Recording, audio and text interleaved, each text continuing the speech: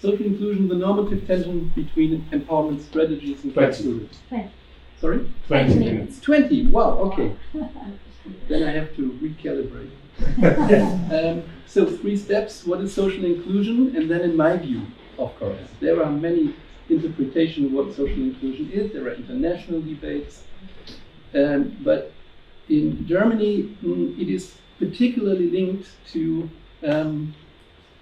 to disabled persons, particularly so very much disabled persons, even people with heavy, brain damage, etc. And so, if you address social inclusion in German terms, then you also include all these people.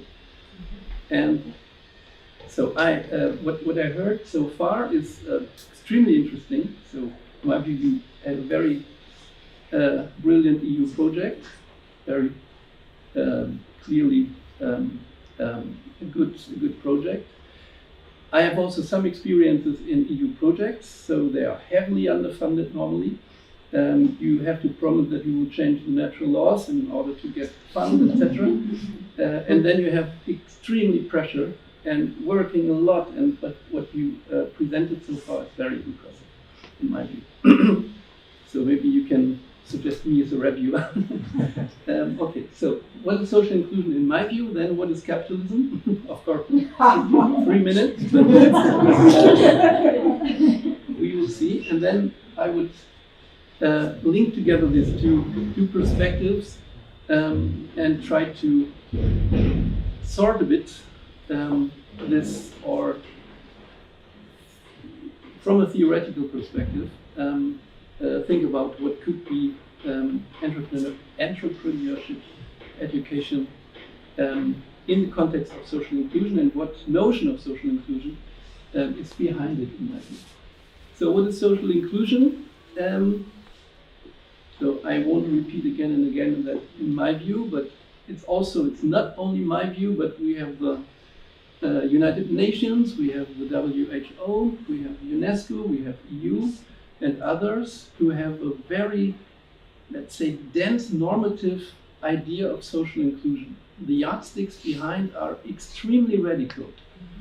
It is, if you have all these policy papers, for example, and they are almost left-wing radical in their formulations. For example, you have this, I really love this, you have this Ottawa Charter, 1986, from the WHO, and you find a sentence, making the healthier way the easier choice. This is yardstick, okay. Making the healthier way the easier choice. And health is well-being, even social well-being. This is radical. If you take it and then have a look as an analytic tool and then analyze your own society. Okay, so this is indeed a very normative idea of social inclusion, and it focuses on the fully inclusion and the maximization of functioning. I will return to this, what is functioning, real freedom from the capabilities approach, of the most vulnerable people in a society. Not only the disadvantaged people, not only the people who have, lower educational degrees, but even very much disabled persons. They should be socially included. And it is clearly linked in German and in international discussions to the making of social justice. We have all these broad discussions about social justice, what is it, etc., and very different concepts about it. But that there is a direct link between social inclusion and social justice, this is clear. And of course, to social equity. There are many debates whether social inequality is something else, social equality is something else, and social equity. It's a bit tricky, but internationally you have the social equity term. Social inclusion refers additionally to a normative framework materialized, e.g. in the Convention on the Rights of Persons with Disabilities, and a lot of other conventions. So, Human Rights Declaration, Social Charta of the European Union. This is also a very interesting document.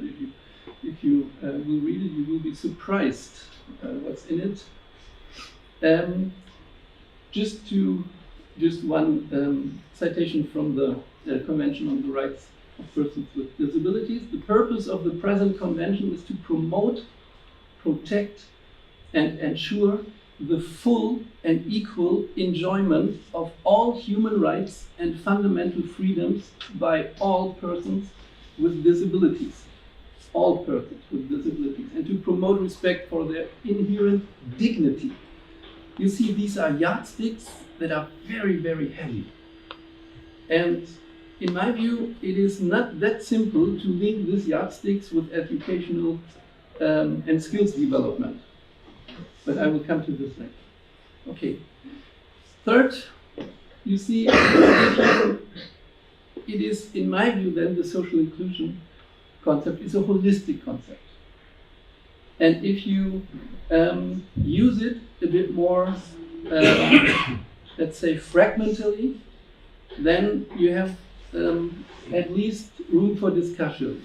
So what is the relation between then this focus on the single thing on the one hand, and then this broad normative framework of social inclusion, equity, justice, etc.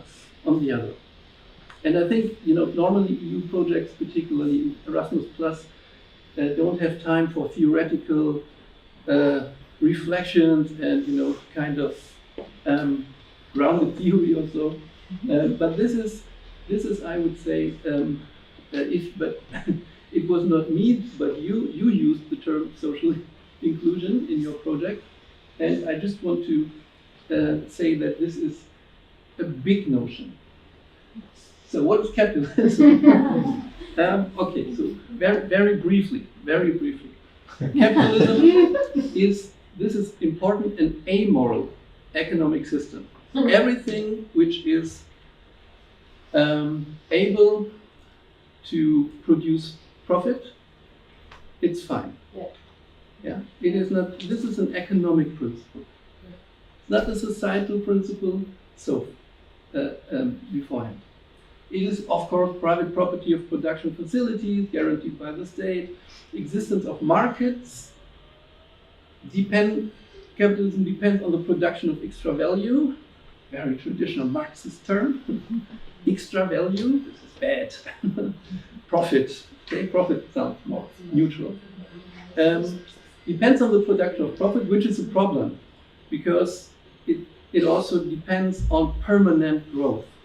Without growth in capitalist societies, you really have serious problems. It is an institutionalized system of mutual competition by institutions. Look at our educational system. This is not nice and fair. It is, permanently, little children are forced into competition. In my view, and I'm a sociologist of education, we don't organize education really well. Excuse me, the first one, an amoral economic system, I believe there are different views. Indeed. Sorry? The first line, an amoral economic system, I believe the word amoral is not shared by everyone who thinks about capitalism. Yeah, well, even though you can agree on the rest of it. This is my view. My crash course. Of course, most of it is clear. Some of it is contested, but I will give you even more, things you can protest on. So it is an institutional system of mutual competition. This is important, and it produces by nature social inequalities and social classes.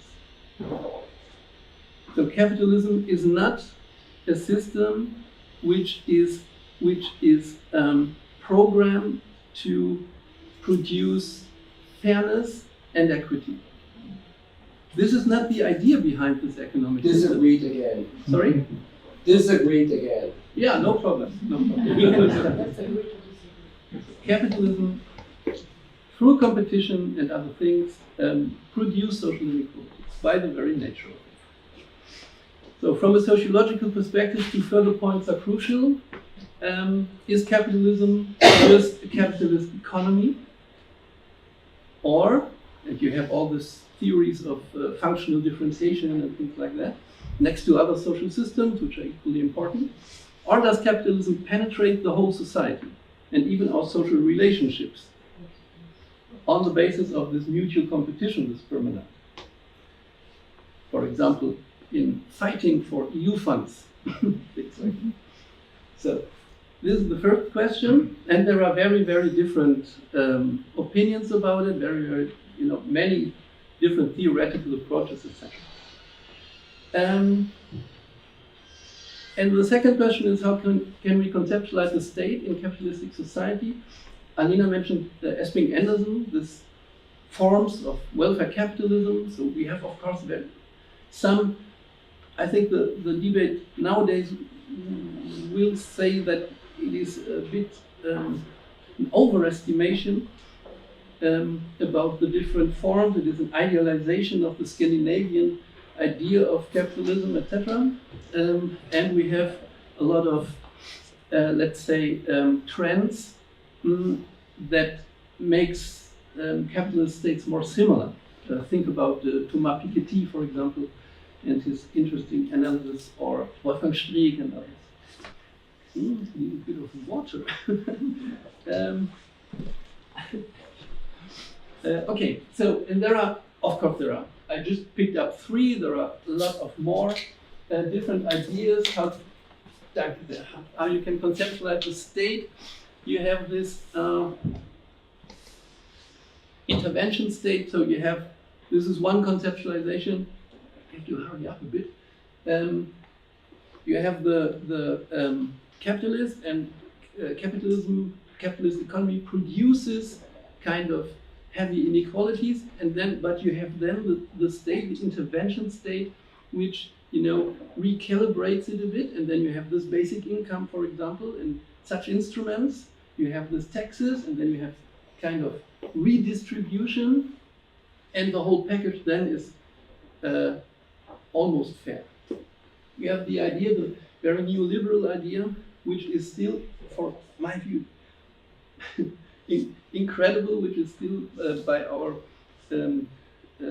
financial minister. He still likes neoliberalism. It's interesting. You have the very idea of the minimal state. So the state should disappear in most of the things, should not that strongly redistribute, but you have to trust the markets, and the state is nevertheless important with laws, etc., to guarantee the functioning of the markets. And then you have the third, it is a whole spectrum of theories. The state and the capitalist economies are not separable. The state is part of the problem. And then you have different traditions. We have this Marx. He had the idea that the state will die if everything will go well, which was not the best forecast, I have to say. Then you have Foucault and Demirovich and Blessening, etc. And they refer to a state as a part of system of suppression. And with this Hart's laws, what you mentioned, this was heavily accused and rightly accused of suppress people very much and try to force them back into the labor market, but there were almost no job opportunities that way that time. So okay, these are different conceptualizations of the state and capitalism. We have a legal framework, we have some let's say common structures of capitalism, we have this private property, etc., and we have there a lot of then theoretical questions. But I would summarize that capitalism, and wherever you have data, I would say they prove this, capitalism does not produce equity. Okay, so how to address then... Sorry, equity or equality? Equity and equality, neither nor.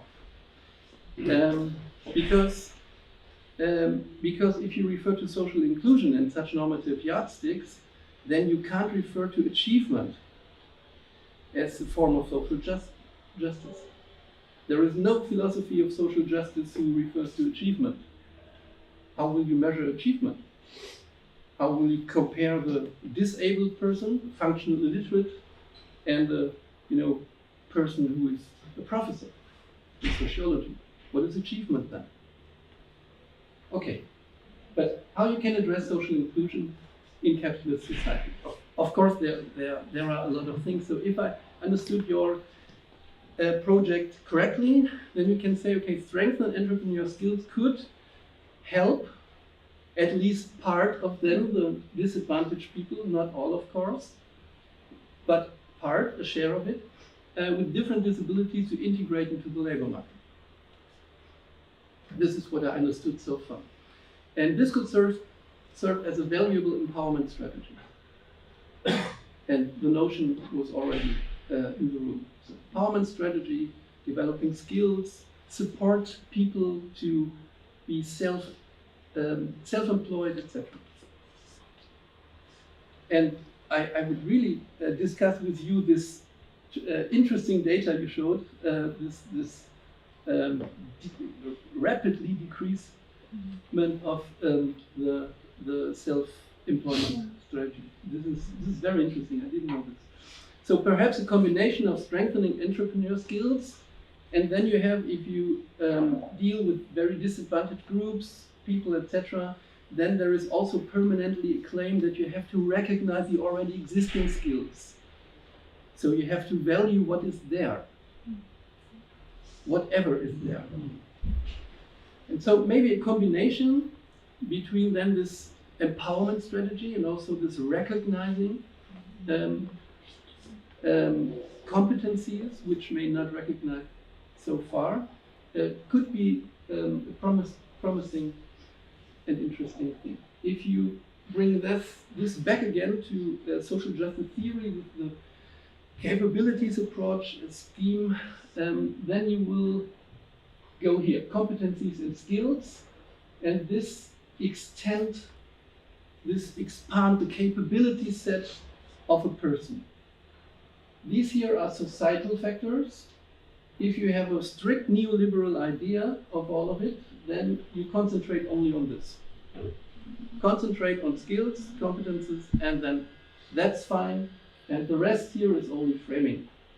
If you have a Marxist perspective, for example, or Foucault perspective, then you will concentrate here, and then you will refer to this as well, like Amartya Sen has done it.